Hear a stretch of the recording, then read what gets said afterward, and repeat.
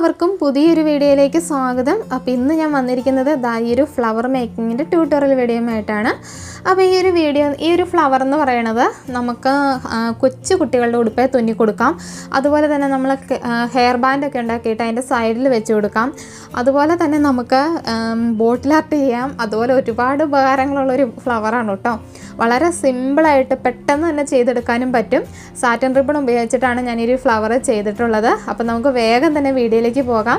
വീഡിയോയിലേക്ക് പോകുന്നതിന് മുമ്പ് ആദ്യമായിട്ട് ഈ ചാനൽ കാണുന്നവരുണ്ട് എങ്കിൽ മറക്കാതെ ചാനലൊന്ന് സബ്സ്ക്രൈബ് ചെയ്യുക. സബ്സ്ക്രൈബ് ചെയ്യുമ്പോൾ അതിനടുത്തൊരു കുഞ്ഞു ബെല്ലൈക്കൺ കാണാം. ആ ബെല്ലൈക്കണെ പ്രസ് ചെയ്യുമ്പം ഓൾ എന്നൊരു ഓപ്ഷൻ ഉണ്ട്.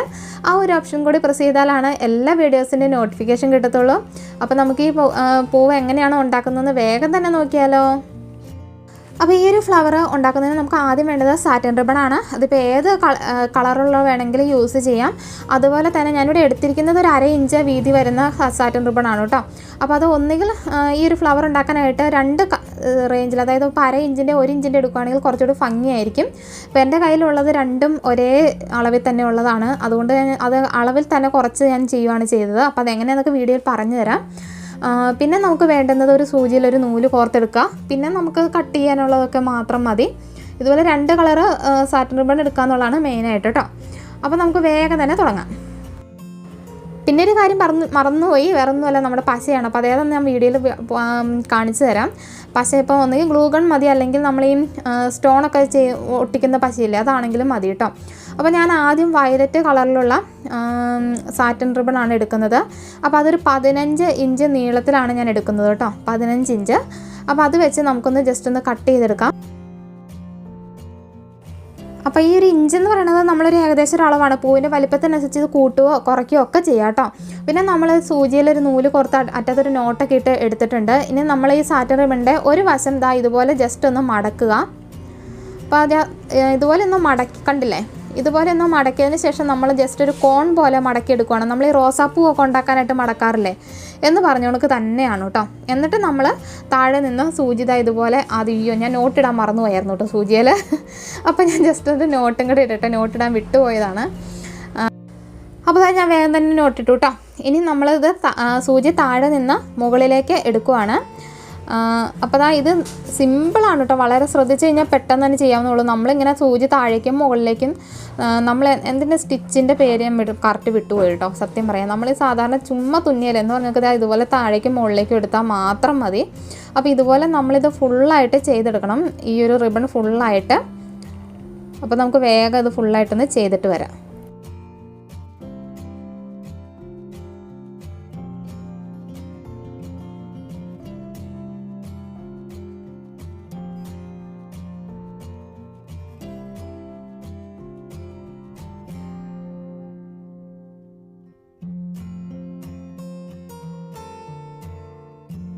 അപ്പോൾ അത് അറ്റം എത്താറായിട്ടുണ്ട്. ഇനി അറ്റത്തും നമ്മൾ ആദ്യം തുടങ്ങിയപ്പോൾ ചെയ്തില്ലേ, അതുപോലെ തന്നെ ഒന്ന് മടക്കിയിട്ട് കോണായിട്ട് മടക്കിയിട്ടാണ് നമ്മളിത് സൂചി പുറത്തേക്ക് എടുക്കുന്നത്. അപ്പോൾ എൻ്റെ കൈ ഒന്ന് ജസ്റ്റ് ഒന്ന് മുറിഞ്ഞിരിക്കണം. അതുകൊണ്ട് തന്നെ സ്പീഡ് ഇത്തിരി കുറഞ്ഞു പോയി കേട്ടോ ചെയ്യണേൽ. നമ്മൾ ആ ചൂണ്ടുവിരൽ ഉപയോഗിച്ചിട്ടാണല്ലോ നമ്മളിത് കൂടുതലും ചെയ്യുക. അപ്പോൾ ആ ഒരു വിരൽ ഉപയോഗിക്കാത്തതിൻ്റെ ഒരു പാട് നന്നായിട്ടുണ്ടായിരുന്നു. അപ്പോൾ ഇതുപോലെ ജസ്റ്റ് സൂചി എടുത്തു. ഇനി നമ്മളിങ്ങനെ എടുക്കുമ്പോൾ ഇത് പിരിഞ്ഞ് വരും. അപ്പോൾ അതൊക്കെ ജസ്റ്റ് ഒന്ന് ലെവലാക്കിയതിന് ശേഷം നമ്മൾ ഈ 2 വശത്തു നിന്ന് നൂല് വലിച്ചെടുക്കുകയാണ് ചെയ്യുന്നത് കേട്ടോ.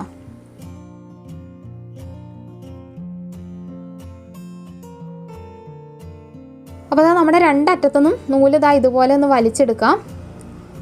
വലിച്ചെടുക്കുമ്പോൾ ജസ്റ്റ് ഇത് ചുരുങ്ങി വരുമല്ലോ. ചുരുങ്ങി വരുമ്പോൾ നമ്മൾ ശ്രദ്ധിക്കേണ്ടതെന്ന് പറഞ്ഞാൽ ഇത് പിരിഞ്ഞ് പോവാണ്ട് ശ്രദ്ധിച്ചാൽ മാത്രം മതി. അതായത് നമ്മൾ ആദ്യം ചെയ്ത് നോക്കാൻ നിവർത്തി ജസ്റ്റ് ഒന്ന് കൊടുത്താൽ മതി. എന്നിട്ട് ഇതുപോലെ പൂവിൻ്റെ ആകൃതിയിൽ നമുക്ക് കിട്ടും കേട്ടോ. വളരെ സിമ്പിളാണ്. എത്ര തുന്നലറിയാത്തവർക്കും പെട്ടെന്ന് തന്നെ ചെയ്തെടുക്കാൻ പറ്റുന്നതേ ഉള്ളൂ. എന്നിട്ട് നമ്മൾ ഈ 2 അറ്റവും തമ്മിലൊന്ന് നോട്ടിട്ട് കൊടുക്കുകയാണ് ചെയ്യുന്നത്.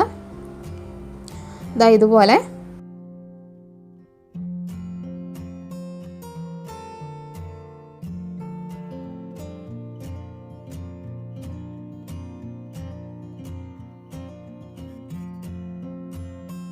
അപ്പോൾ നമ്മുടെ ഫ്ലവറിൻ്റെ പകുതി പണി കഴിഞ്ഞു എന്ന് തന്നെ പറയാം കേട്ടോ. നമുക്ക് വേണമെങ്കിൽ ഇനി ഒരു സെൻറ്ററിലൊരു ബീഡ്സ് ഒട്ടിച്ച് കൊടുത്താൽ ഇങ്ങനെ കംപ്ലീറ്റ് ആക്കി നിർത്താം. ഇപ്പോൾ ഹെയർ ബാൻഡൊക്കെ ചെയ്യുകയാണെങ്കിൽ ഇത്രയും മതിയാകും.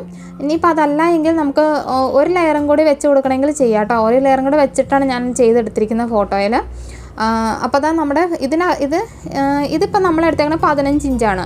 ഇനി നമ്മൾ എടുക്കാൻ പോകുന്നതിന് ഇതിൻ്റെ നേർ പകുതി, അതായത് 7.5 ഇഞ്ചിലാണ് നമ്മൾ നീളം എടുക്കുന്നത് റിബണിൻ്റെ. അപ്പോൾ ആ ഒരു വ്യത്യാസമേ ഉള്ളൂ.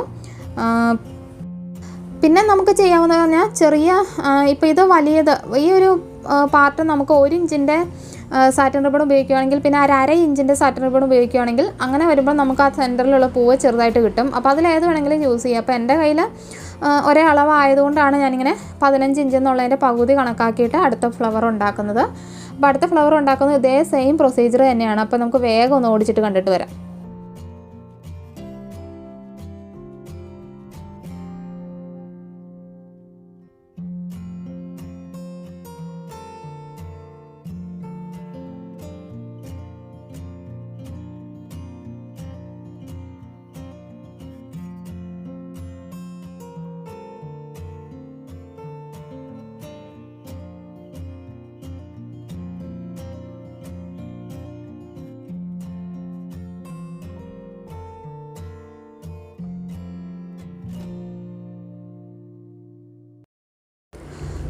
അപ്പോൾ ഇത് അടുത്ത ഫ്ലവറും കംപ്ലീറ്റ് ആയിട്ടുണ്ട്. ഇനി നമ്മൾ ഈ വയലറ്റ് ഫ്ലവറിൻ്റെ സെൻറ്ററിലേക്ക് ഈ ഒരു ഫ്ലവർ നമ്മളൊന്ന് ഒട്ടിച്ചു കൊടുക്കുകയാണ് ചെയ്യുന്നത്.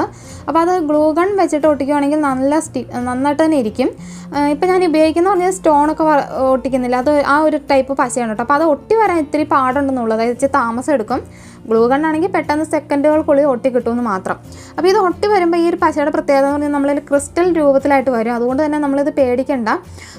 ജസ്റ്റ് ഈ ഒരു മുകളിലത്തെ ഈ ഒരു ഫ്ലവറിലേക്ക് ജസ്റ്റ് പശയൊന്ന് തൂത്തിട്ട് നമ്മളൊന്ന് ഒട്ടിച്ചു കൊടുത്താൽ മാത്രം മതി.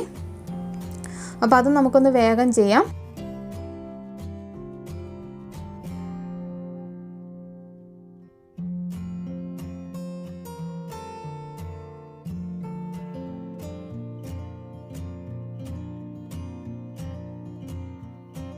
അപ്പോൾ ഒട്ടിച്ചു കൊടുക്കുമ്പോൾ ഇതുപോലെ കറക്റ്റ് സെൻറ്ററിലായിട്ട് തന്നെ ഒട്ടിച്ചു കൊടുക്കാം. അപ്പോൾ അന്നേരം ജസ്റ്റ് ഒന്ന് കൈ പിടിച്ചൊരു 2 മിനിറ്റ് നിന്ന് കഴിഞ്ഞാൽ പെട്ടെന്ന് തന്നെ ഒട്ടിയിരിക്കും കേട്ടോ. അപ്പോൾ ഞാനതിന് വെയിറ്റ് ചെയ്യുന്നില്ല.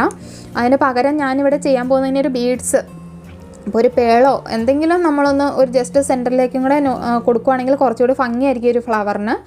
അപ്പോൾ ഞാനൊരു മുത്തെടുത്ത് കോർത്ത് കൊടുക്കാമെന്ന് വിചാരിച്ചു. അപ്പം ആ ഒരു മുത്ത് പിടിപ്പിക്കുമ്പോൾ നമ്മൾ ഈ ഒരു 2 ഫ്ലവറിലേക്കും ചേർത്തിട്ടാണ് ഈ മുത്ത് സൂചി കോർത്തെടുക്കുന്നത് അടിയിൽ നിന്ന്.